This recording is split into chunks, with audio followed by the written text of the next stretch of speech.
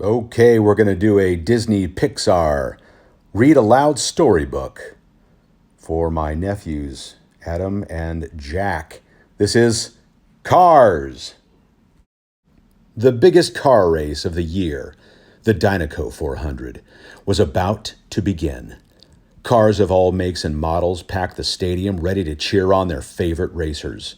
Rookie, Lightning McQueen, was in his trailer revving up. "I am speed," the car repeated to himself. "I am lightning." Finally, he burst into the stadium. Camera flashes went off all around. The crowd went wild.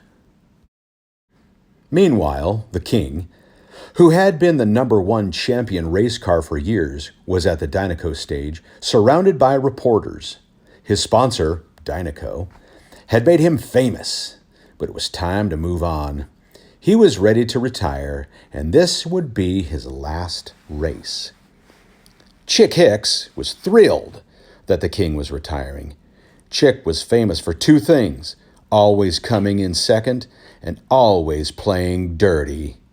Having lived in the king's shadow for years, the ruthless race car was ready to make his move. Chick was focused on getting the Piston Cup and beating out McQueen for the legendary Dynaco sponsorship, as well as the fame and fortune that came with them.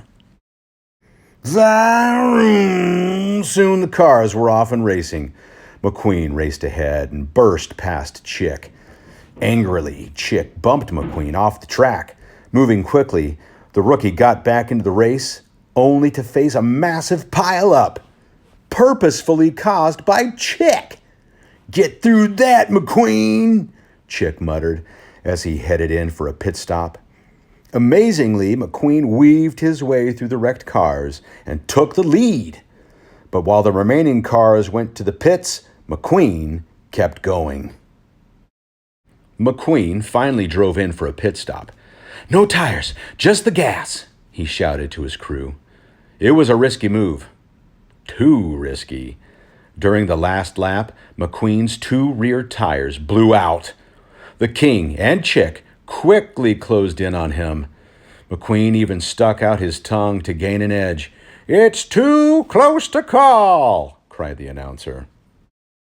While the instant replay was analyzed, McQueen boasted to the reporters, "I'm a one-man show." Furious, his pit crew quit right then and there. "You ain't gonna win unless you got good folks behind you," the king said to this rookie. "Let them do their job." But McQueen wasn't listening. He was busy dreaming of victory. Until the announcer reported that it was a three-way tie. McQueen groaned. He, the king, and Chick would all go to California for a tie-breaker race. McQueen couldn't wait to win the race and earn the snazzy Dynaco sponsorship. But for now, he had another sponsor. He rolled into the Rusty's tent and flashed a forced smile. "Use Rusty's, and you too can look like me." Many long hours later, McQueen's driver, Mac, was driving the rookie along the highway to California. Mac wanted to stop for some sleep, but McQueen refused. "We're driving all night," McQueen insisted. So the big truck pushed forward. As he fought to keep his eyes open, a gang of cars lulled him to sleep and then began bumping into him. Suddenly, one of the pranksters sneezed. Startled awake, Mac swerved dangerously, and McQueen, asleep in the back, rolled out onto the interstate. The race car awoke to the side of traffic barreling toward him. Terrified, he looked for Mac. He thought he saw him going down an exit ramp and quickly followed, but it wasn't Mac. Lost, McQueen ended up on the old Highway 66. That was when he noticed flashing lights behind him. Bang! Bang! Bang! The sheriff's tailpipe backfired. "Why is he shooting at me?" McQueen panicked and zoomed recklessly down the main street of a little town, dragging a statue of the town's founder behind him, destroying the road. He stopped only when he got caught between two telephone poles. "Boy, are you in a heap of trouble," said the sheriff. The next morning, McQueen woke up locked inside the town's impound lot. "My name's Mater," a friendly tow truck said. "Where am I?" McQueen grimaced at the rusty truck. "Radiator Springs," Mater replied proudly. Just then the sheriff arrived. It was time for McQueen to go to court. The courthouse was filled with angry townsfolk. They were upset that McQueen had ruined the road. When the judge, Doc Hudson, saw that McQueen was a race car, he quickly ordered him to leave. But then Sally, the town attorney, arrived. "Make this guy fix the road," the blue sports car said. Sally told everyone that their little forgotten town needed business. Without a road, there would be no travelers, which meant no business. Doc made his ruling. McQueen couldn't leave Radiator Springs until he fixed the road.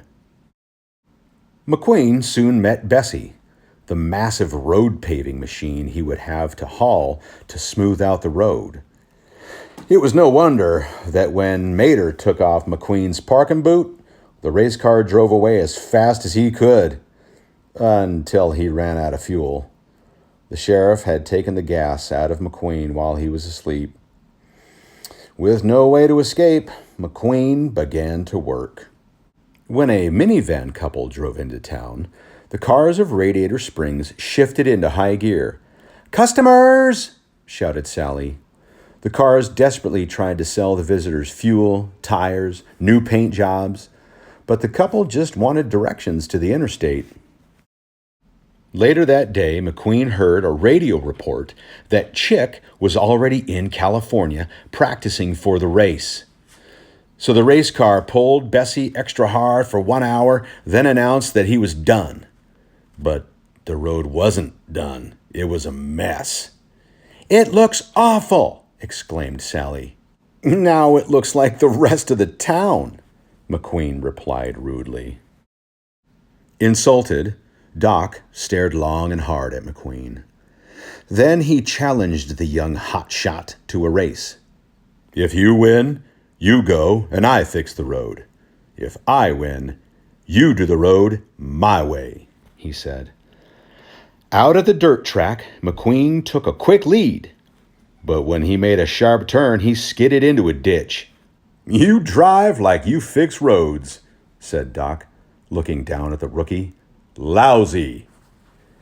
Humiliated, McQueen went back to work.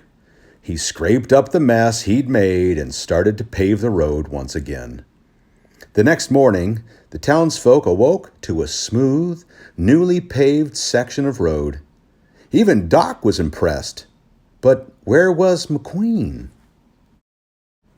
He was out practicing the turn he'd missed when he had raced Doc. Watching McQueen miss the turn again, Doc offered some advice. "Turn right to go left." Reluctantly, McQueen tried it and wiped out. Giving up, he returned to paving the road. And as he did, the townsfolk began to spruce up their shops. They were taking new pride in their town.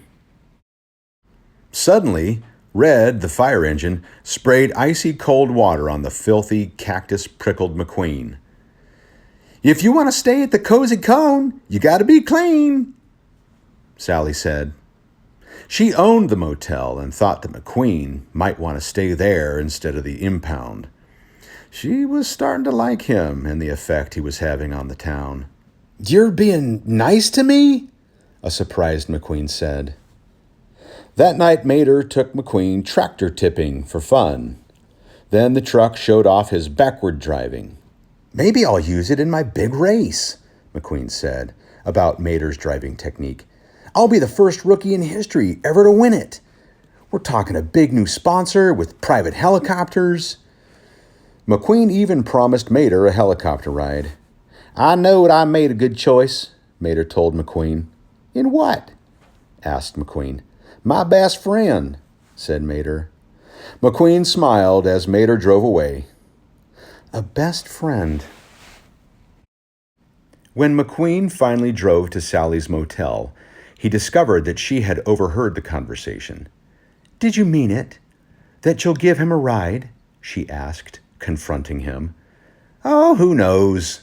McQueen said casually. "Mater trusts you." Sally turned to leave. "Thanks for letting him stay here," McQueen said quickly. "Good night," Sally replied. The next morning, while McQueen was waiting for his daily gas ration, he wandered into Doc's back garage. And then he saw it, a grimy old piston cup. The plaque read, "The Hudson Hornet, Champion, 1951. There were piston cups from 1952 and 1953 also. McQueen couldn't believe it. Doc was a famous race car champion. When Doc found McQueen, he was furious. "The sign says, stay out." "You're the Hudson Hornet. You still hold the record for most wins in a single season," McQueen babbled. "All I see is a bunch of empty cups," Doc grumbled, as he pushed McQueen outside and slammed the garage door. Bursting with excitement, McQueen told everyone in town who Doc was, but they all thought he was crazy. That was when Sally arrived and gave McQueen a full tank of gas. McQueen could have sped out of town, but he didn't. Instead, he happily followed Sally through the mountains, finally enjoying the beauty of his surroundings. "The Wheelwell Motel," Sally said, showing McQueen a broken-down building. "It used to be the most popular stop on the Mother Road." Then Sally told McQueen that she had been a big-shot attorney in Los Angeles. On a drive across the country, she'd landed in Radiator Springs. It was the first time she had truly felt like she was home. Sally explained that the big interstate outside of town hadn't always existed.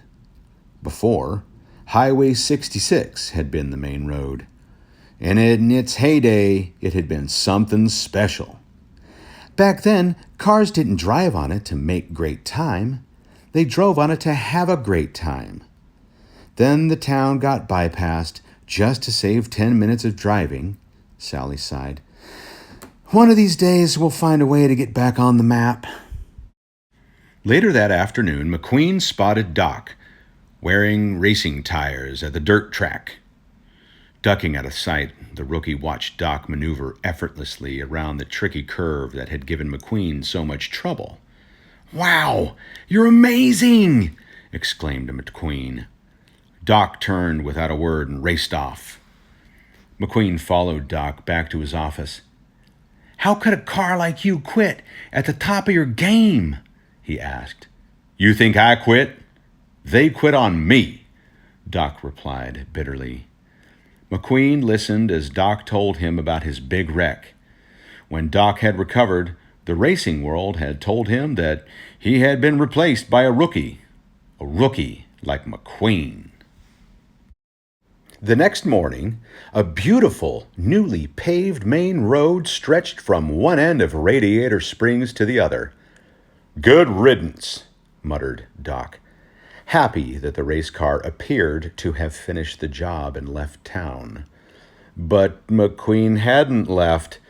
He became the best customer Radiator Springs had seen in a long time. He got new tires, some of Fillmore's organic fuel, supplies at Sarge's bumper stickers at Lizzie's, and a paint job at Ramon's. "What do you think?" McQueen asked, surprising Sally with his makeover.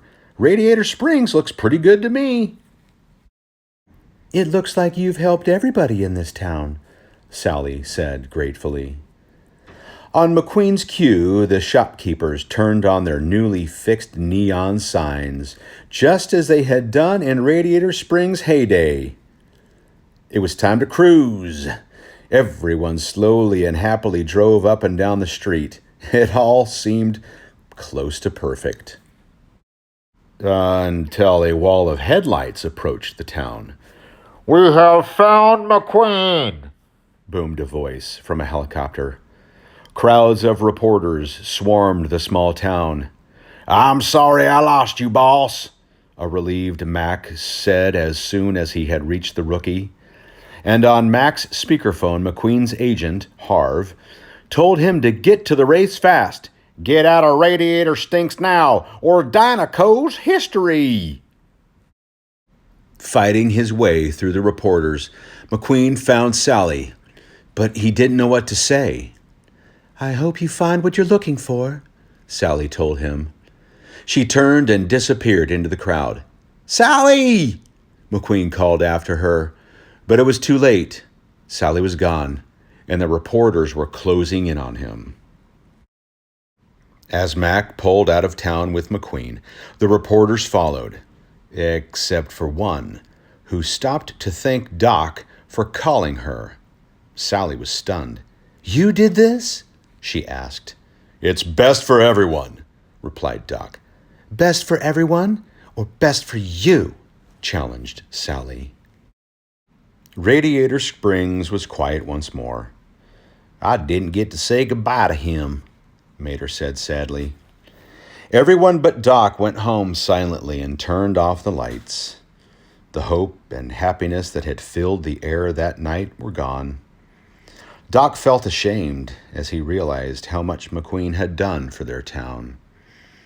Soon McQueen was at the Los Angeles International Speedway in the middle of the biggest race of his life. But his heart wasn't in it. The King and Chick were taking over the track.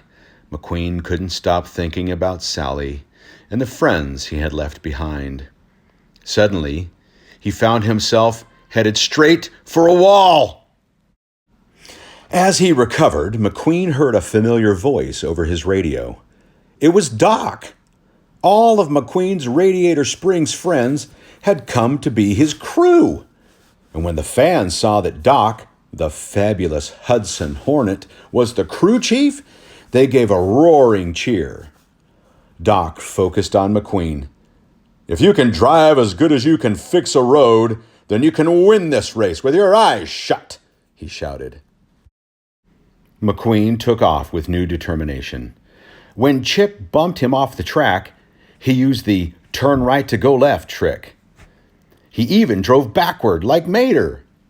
But just as he was about to cross the finish line and win, he stopped. Chick had caused the King to crash. As Chick zoomed ahead, McQueen sped back toward the King and pushed him across the finish line.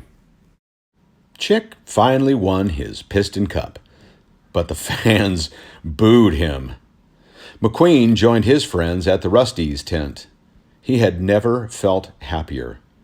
And when Tex, the owner of Dynaco, asked, "How'd you like to become the new face of Dynaco?" McQueen graciously said no. He decided to stay loyal to the Rusty's gang, who had believed in him from the beginning. Though he did ask Tex for one small favor. Back at the wheel well, Sally was looking out over the valley when she heard a voice say, "I hear this place is back on the map." It was McQueen.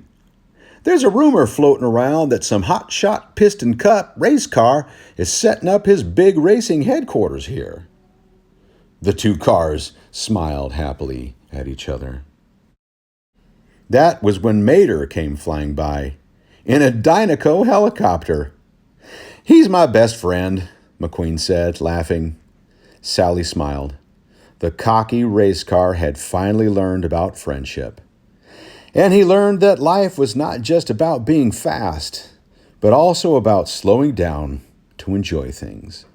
McQueen was home at last.